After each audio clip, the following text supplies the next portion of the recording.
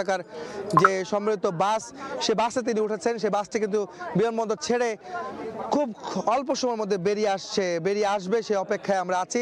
তার নিরাপত্তায় নিয়োজিত সদস্যরা কিন্তু সঙ্গে তার রয়েছেন, সেটির অপেক্ষায় কিন্তু আমরা রয়েছে। ভাই আনসার দিতে সত্য বলেন ভাইয়া, ফ্রেমে আসবে না ভাই। ভাই বাস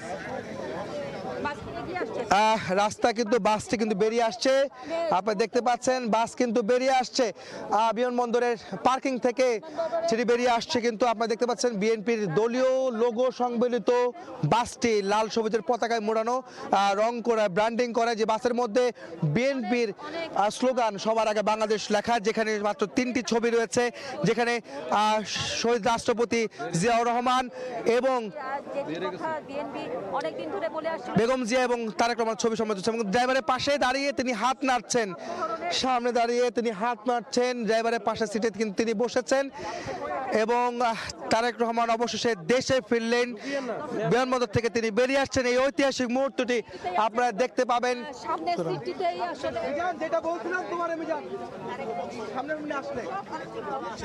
তারেক রহমান তিনি তার গাড়ি বহরটি বেরিয়ে আসছে, বাসটি দেখতে পাচ্ছেন একটু থেমেছে গাড়ি বহরটি, তিনি বাসের সামনে দাঁড়িয়ে তিনি হাত নেড়ে সাধারণ মানুষের মধ্যে সাধারণ মানুষকে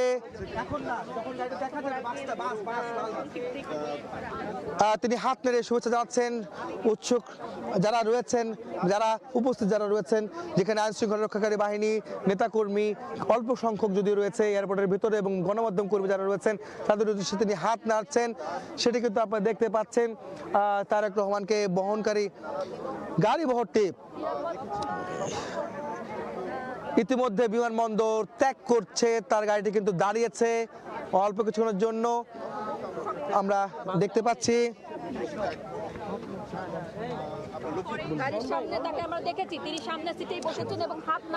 এবং তারেক রহমান তাকে বহনকারী গাড়ি ভোর ভিআইপি গেট থেকে বেরিয়ে আসবেন এবং গাড়ি এগোচ্ছে সামনের দিকে। আমরা চেষ্টা করব সেই বডি দেখানোর জন্য। ভাইয়া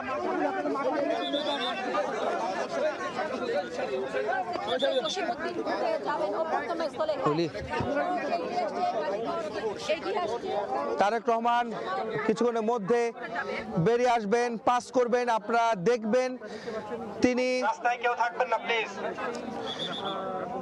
দেখছেন তার গাড়ি বহরটি বেরিয়ে আসছে। ইতিমধ্যে আমরা দেখানোর চেষ্টা করছি তারেক রহমানকে বহনকারী গাড়ি বহরটি বেরিয়ে আসছে বিমানবন্দর ভিআইপি টার্মিনাল।